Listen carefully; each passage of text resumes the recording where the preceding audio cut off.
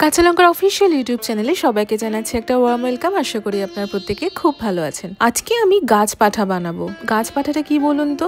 ঠিক ধরেছেন, আজকে আমি এঁচোড় বানাবো, নিরামিষ এঁচোড়ের কষা।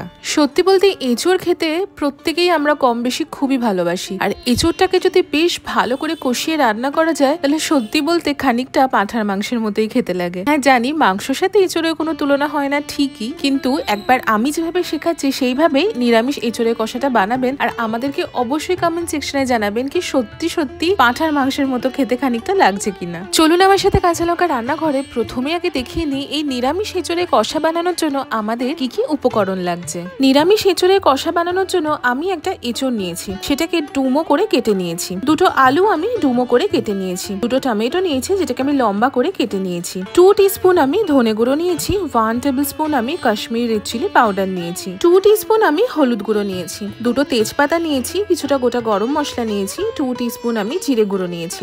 1 টিস্পুন রেড চিলি পাউডার নিয়েছি। 1 টিস্পুন আমি গোটা জিরে নিয়েছি। 1 টেবিল স্পুন আমি কাঁচা লঙ্কা বাটা নিয়েছি। 1 টেবিল স্পুন আদা বাটা নিয়েছি। 1 টেবিল স্পুন আমি চার মগজ নিয়েছি। 1 টিস্পুন কাসুরি মেথি নিয়েছি। শুকনো লঙ্কা আর কাঁচা লঙ্কা নিয়েছি। 1 টিস্পুন আমি গরম মশলার গুঁড়ো নিয়েছি। স্বাদ মতন নুন আর স্বাদ মতন চিনি নিয়েছি। ফ্রেশ কিছুটা ধনে পাতা নিয়েছি। হাফ কাপ আমি টক দই নিয়েছি। আমাদের কিন্তু এই কটাই উপকরণ লাগছে। নিরামিষ এঁচোড় কষা বানানোর প্রথম স্টেপে আমি আসি। আমি একটা বড় কড়াই বা পট নিয়েছি, তাতে হাফ পোর্শন মতো জল আমি আগের থেকে গরম করতে বসিয়ে দিয়েছিলাম। দেখুন জলটা কেমন টকবক করে ফুটছে। এবার আমি এতে এঁচোড় গুলো দিয়ে দিলাম। এঁচোড় কাটার কিন্তু একটা সুন্দর টেকনিক আছে। আপনারা যারা যারা এঁচোড় কাটতে পারেন না কমেন্ট সেকশনে অবশ্যই জানাবেন, আমি আপনাদের সাথে একদিনকে শেয়ার করব কি করে বাড়িতে সুন্দর করে এঁচোড় কাটতে পারেন। সাথে আমি দিয়ে দিলাম কেটে রাখা আলু। এবার দিলাম হাফ টিস্পুন মতো নুন আর হাফ টিস্পুন মতো হলুদ। ভালো করে সবকিছু মিশিয়ে নিয়ে চাপা দিয়ে মিডিয়াম ফ্লেমে আমি মিনিট 10 মতো এটাকে ভালো করে ফুটিয়ে নেব বা ভাপিয়ে নেব। এটা যতক্ষণে ফোটানো বা ভাপানো হচ্ছে তারই মাঝে চলুন একটা মশলা আমরা বানিয়ে ফেলি। ব্লেন্ডারে প্রথমেই আমি দিয়ে দিলাম চার মগজ। যদি বাড়িতে চার মগজ না থাকে সেক্ষেত্রে কাজু বাদামও ব্যবহার করতে পারেন। সাথে দিয়ে দিলাম টক দই আর দুটো কাঁচা লঙ্কা দিলাম। ভালো করে ব্লেন্ড করে নেব। ব্লেন্ড করে নিয়ে এইদিকে চাপাটা খুলে দেখি আমার এঁচোড় আর আলুটা কিন্তু অনেকটাই ভাপানো হয়ে গেছে। জল থেকে তুলে আলাদা করে নেব।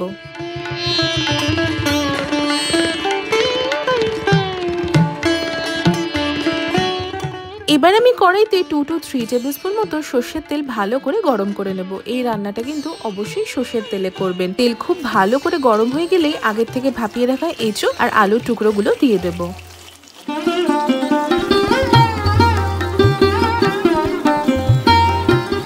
এঁচোড় আর আলুর টুকরোটা দিয়ে ভালো করে সাঁতলে নেব। অতিরিক্ত কিন্তু ভাজবো না, যাকে বলে একটুখানি সাঁতলে নেব। এই আগের থেকে যদি আলু আর এঁচোড়টাকে একটুখানি তেলে সাঁতলে নেওয়া যায় তাহলে কিন্তু খেতে খুব ভালো লাগে, তাই জন্যই আমি সাঁতলে নিচ্ছি। আপনারা যদি মনে করেন যে এই স্টেপটা স্কিপ করতে চান তাহলে কিন্তু স্কিপ করতে পারেন, তবে একবার এইভাবে কিন্তু অবশ্যই করবেন, একটু অন্যরকম খেতে হবে। তবে হ্যাঁ, সবসময় মনে রাখবো খুব কড়া করে ভেজে ফেলবো না বা ডিপ ফ্রাই করবো না। মোটামুটি 3 থেকে 4 মিনিট মতো একটু ভালো করে সাঁতলে নেব। দেখুন আমার এঁচোড় আর আলুটা কিন্তু সুন্দর করে সাঁতলানো হয়ে গেছে বা হালকা ভাজা ভাজা হয়ে গেছে। আমি এবার এটাকে তুলে একটা প্লেটে বা একটা পাত্রে রেখে দেবো।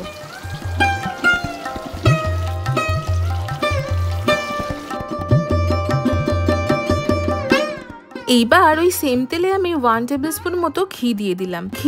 ঘিটা গলে গেলেই আমি ফোড়ন হিসাবে প্রথমে দেব জিরে, তার সাথে দেব তেজপাতা, শুকনো লঙ্কা আর গোটা গরম মশলা। মিনিট খানেক ভালো করে সতে করে নেব। তেল আর ঘি থেকে সুন্দর একটা গন্ধ বেরোতে শুরু করেছে। এই সময় আমি চিনিটা দিয়ে দেবো। চিনিটা খানিকক্ষণ ক্যারামেলাইজ করে নিয়ে আমি দিয়ে দেবো আগের থেকে কেটে রাখা টমেটো, আর দেবো স্বাদ মতো নুন।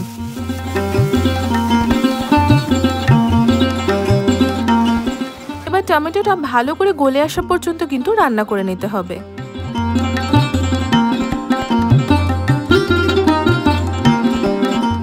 টমেটো গলে আসলেই আমি দিয়ে দেবো আদা বাটা আর কাঁচা লঙ্কা বাটা।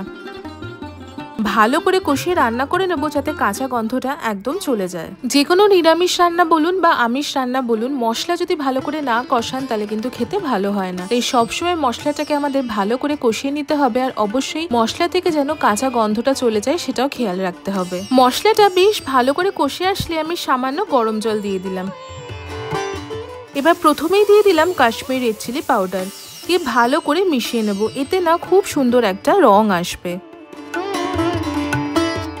কাশ্মীরি চিলি পাউডারটা ভালো করে মিশিয়ে নিয়ে বাকি গুঁড়ো মশলাগুলো দিয়ে দেবো। দিলাম লাল লঙ্কার গুঁড়ো, জিরে গুঁড়ো, ধনে গুঁড়ো, হলুদ গুঁড়ো। ভালো করে সমস্ত গুঁড়ো মশলা মিশিয়ে নেব। সামান্য গরম জল ঢেলে দিলাম যাতে মশলাটা পুড়ে না যায়। ভালো করে সবকিছু কষিয়ে নিয়ে যখনই দেখবেন তেলটা ছাড়তে শুরু করেছে, তখনই একদম প্রথমে যে 4 মগজ, টক দই আর কাঁচা লঙ্কাটা একসাথে বেটে রেখেছিলাম সেটা ঢেলে দিলাম। এই 4 মগজ টক দইটা দেওয়ার পরই দেখবেন রান্নার স্বাদটা কিন্তু একদম বেড়ে যাবে, একদম অন্য রকম হয়ে যাবে। ব্লেন্ডারে আমি অল্প খানিকটা গরম জল দিয়ে ভালো করে মিশিয়ে নেব, কারণ ব্লেন্ডারে কিন্তু অনেকটা মশলা অলরেডি আছে, সেটাকে আমরা নষ্ট করব না। এইদিকে মশলা ভালো করে কষিয়ে নেব। অলরেডি কিন্তু দারুণ সুন্দর একটা গন্ধ বেরোতে শুরু করেছে আর দেখতেও কিন্তু খুব সুন্দর লাগছে। এবার ব্লেন্ডারে যে জলটা মিশিয়ে আমি রেখেছিলাম সেটা ঢেলে দিলাম। সামান্য একটু নুন দিয়ে দিলাম স্বাদ মতন চিনি। চিনিটা কিন্তু যে যার নিজের পছন্দ অনুযায়ী ব্যবহার করবেন। নিরামিষ রান্নাতে চিনিটা একটু বেশি পড়লে ভালোই লাগে, তবে আপনারা যদি মনে করেন বেশি চিনি ব্যবহার করবেন না, তাহলে অ্যাবসলিউটলি স্কিপ করে যাবেন। ভালো করে সবকিছু মিশিয়ে নিয়ে মিনিট 2 মতো একটু রান্না করে নেব। এবার আমি আগের থেকে ভেজে রাখা আলু আর এঁচোড়টা দিয়ে দিলাম।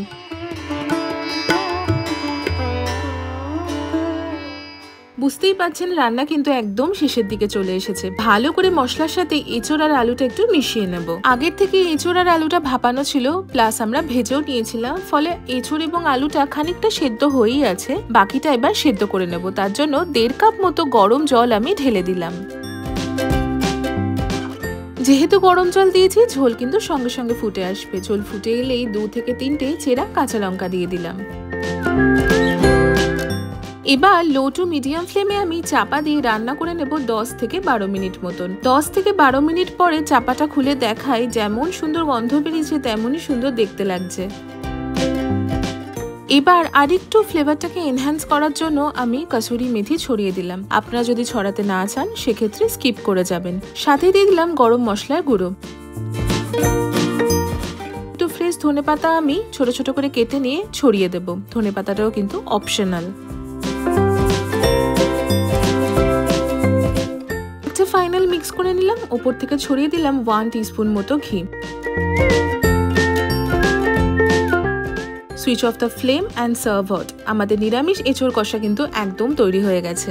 এটা খানিকটা ওই যজ্ঞী বাড়ি বা অনুষ্ঠান বাড়ির এঁচোড় কষার মতো খেতে লাগবে। বেশ সুন্দর খেতে হয়, একবার কিন্তু ডেফিনেটলি ট্রাই করবেন। কেমন লাগলো আজকের এই রেসিপিটা কমেন্ট সেকশনে জানাতে কিন্তু একদম ভুলবেন না। আশা করি আপনাদের আজকের এই রেসিপিটা খুব ভালো লেগেছে। যদি ভালো লেগে থাকে তাহলে অবশ্যই আমাদের চ্যানেলটা সাবস্ক্রাইব করবেন, আমাদের এই ভিডিওটা লাইক করবেন আর এই ভিডিওটা সকলের সাথে শেয়ার করবেন। দেখা হচ্ছে আবারও একটা খুব সুন্দর রেসিপির সাথে। ততক্ষণের জন্য প্রত্যেকে খুব ভালো থাকবেন, সুস্থ থাকবেন আর কাঁচা লঙ্কাকে এভাবেই ভালোবাসা সাপোর্ট দিতে থাকবেন। See you soon and happy cooking!